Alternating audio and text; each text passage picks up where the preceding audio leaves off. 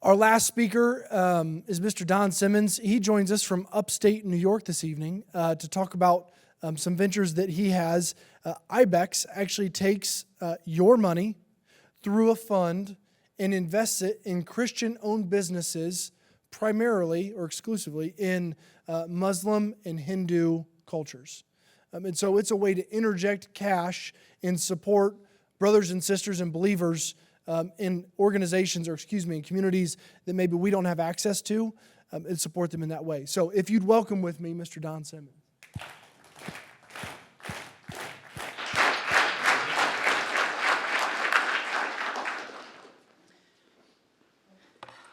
The worst thing about talking at a daytime event is being the last speaker, as everybody's really tired, and you're the last thing standing between them and their dinner. Well, the worst thing about speaking as the last speaker at an evening event is everybody's full from their dinner and they're ready to go to bed. So I'm not going to do what I had planned to talk about. I wanted to lay out a full theology of wealth and how holiness really drives how we should think about and manage money. Instead, I'm going to start with two questions, and then I'll show two examples that contrast two different ways that we can invest. So my talk is called The Stewardship of Wealth. It's about holiness. I've been a financial advisor for more than 30 years. I have a pretty good experience of how people think about money. So my first question is a question I've asked people for 30 years, and you can tell me what you think are the three primary objectives that people have when they hire a wealth manager to manage their portfolio. There's no right or wrong answer, but I can tell you that there's three answers that are most common. Who'd like to take a stab at one of those? What's a primary objective that investors have? To get a high rate of return. What's the second one? Minimize risk. And then the third one is usually I don't want to pay any taxes. Right? Those are our three objectives. And then there will be, I want to plan for retirement or my children's college education. If I asked you what God's primary purposes are in the world, what would you say? Don't be shy. We're talking about it tonight. What's the first one? Matthew 28. Go and make disciples. That's one of God's primary objectives, right? What would be a second one? For us to know him, but that's really the great commandment. We know him and then we share that so that others can know him. The second and greatest commandment is first love God, then love your neighbor as yourself. And we could put that in terms of justice, mercy, care for the poor, caring for the most vulnerable who God is a champion of. I guess I have three questions. The first one was, what are our objectives? The second, what are God's objectives? My third question is, if we are fiduciaries of the Lord's money, which that is what stewardship is, the Greek word oikonomos is based on oiko, the household, and nomos was the manager of the household. The oikonomos did not own anything that they managed. They managed it all for the true owner. When we talk about stewardship, it's not just about financial competence. It's about managing resources for the true owner. If we are managing his resources, why don't our objectives match his purposes? So I said I'd ask two questions. I'm going to skip through all of this, and now we're going to look at two examples. Have you ever seen one of these? This is what's called a shareholder proxy. It's what mutual fund companies and stock companies give to their owners, because when we participate in these investments, we are owners in these companies. And so we get to vote on important issues. I know you can't read this, so I blew it up on the next slide. The very last issue that they wanted us to vote on was this. The board of directors recommends that I vote against a shareholder proposal to institute transparent procedures to avoid holding investments in companies that, in management's judgment, substantially contribute to genocide or crimes against humanity, the most egregious violations of human rights. How many of you own a mutual fund? Come on. You got a 401k plan, an IRA, you've all got a mutual fund. How many of you own a Vanguard fund? Come on. You're probably feeling guilty because that is a shareholder vote that Vanguard put in front of their shareholders. They want me to vote in a way that allows them to invest in companies that substantially contribute to genocide or crimes against humanity and other egregious violations.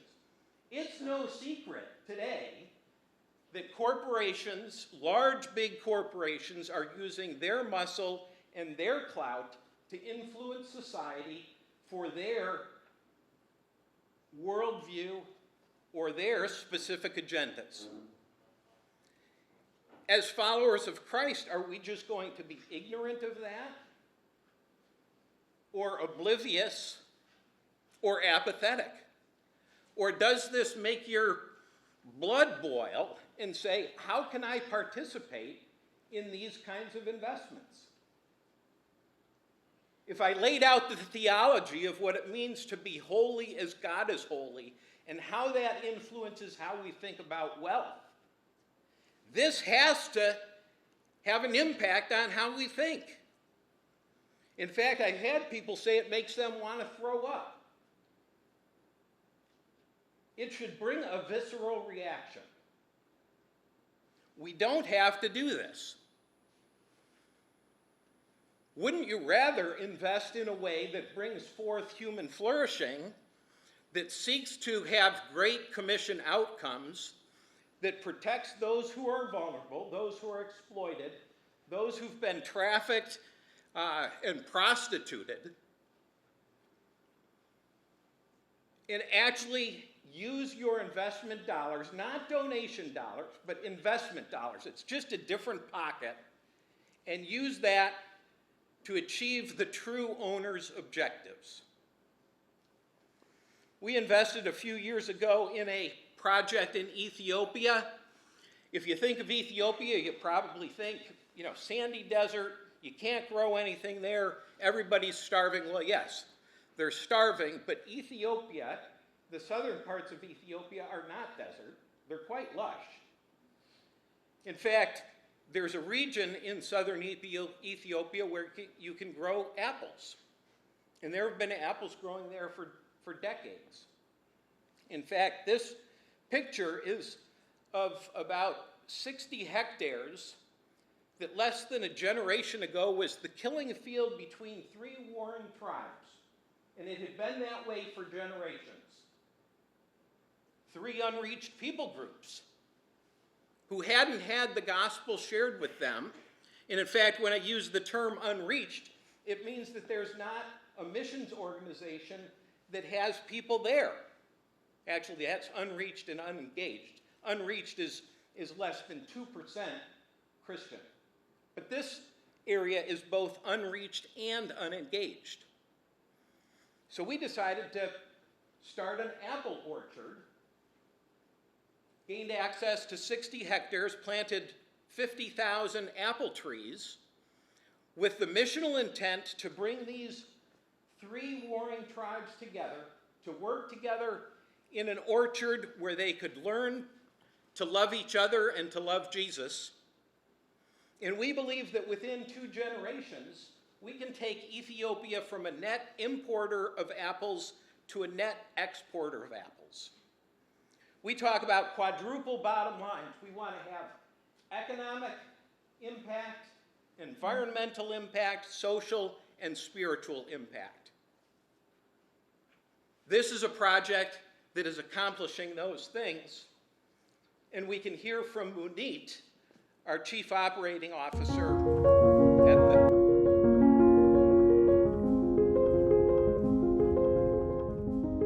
I started working at HH starting from 2017. And HH means a lot for me personally. I remember Jesus' story. You know, when Jesus was here on earth, he was providing their physical needs as well as the spiritual needs for the disciples, and that's exactly what HH meant to me. And I'm working for the HH, which means I got the support from HH and I'm supporting my family and others. So my physical needs are met through HH, and also my spiritual needs. When I say the spiritual needs, the leaders that are around me, they are influencing me and impacted me every single day. And I am so grateful to that. When Jesus gave a mission for his disciples, he said, go and preach the gospel and make others disciple. So this is the mission that God gave me personally and for all believers.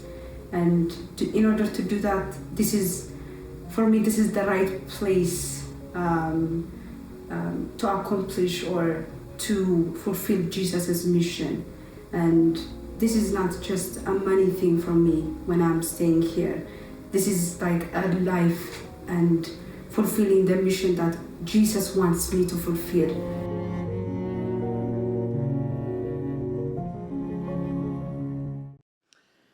You know, business requires capital. We need to dispel the notion that donations are sacred and investments are secular. If we are going to be the incarnation of Christ, as Eugene Peterson paraphrases John 1:14, you know, the Word became flesh and dwelt among us. Eugene Peterson says, and God became man and moved into the neighborhood. When we plant businesses in community, we become the flesh of Jesus Christ moving into the neighborhood. The problem is that Christians have segregated these two pockets of donation and investment. We think that investment is for ourselves. Well, it's not. Investment is simply resources that God has entrusted to you to accomplish his purposes. And I'm afraid that we've lost sight of that. In fact, I'm going to close with a verse you all have heard, you know, from Revelations. It says, because you are lukewarm, neither hot nor cold, I'm about to spit you out of my mouth. How many of you have heard that verse? We've all heard that. We tend to think that, oh, that church has backslidden. They're no longer going to church. They're no longer reading their Bible. I'm not sure I've heard a preacher ever talk about the verse that immediately follows the issue of lukewarm. It says, you say I am rich. I've acquired wealth and I don't need a thing. But don't you realize that you are wretched, pitiful, poor, blind, and naked? When we strive for financial independence, aren't we saying to ourselves, we can achieve all that we need. We don't need a thing. In fact, we don't need to depend on God. Sounds to me like the lukewarmness is actually an economic condition. It's how we think about economics. So I simply challenge you tonight, and I wish I had more time. Randy used the wonderful word sanctification. When are we going to apply the process of sanctification to our portfolios? We need to eliminate those things that offend a holy God, and we need to replace them with the things that accomplish his eternal purposes. So God's calling you to be holy as God is holy. Have you considered making your portfolio holy as well? Thank you.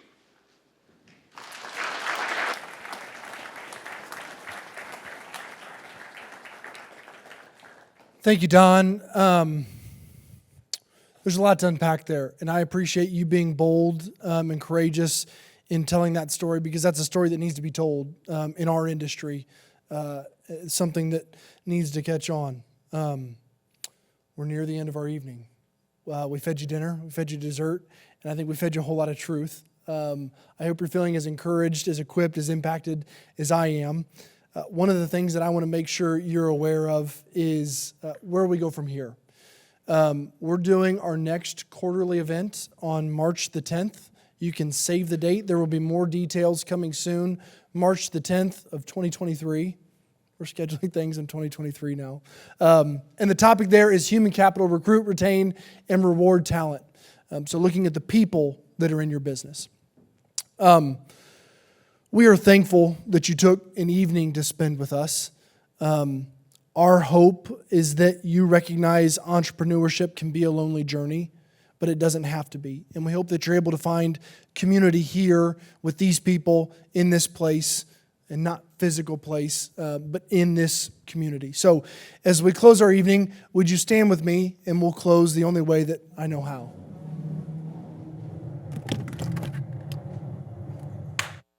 Thank you all very much. Have a great evening.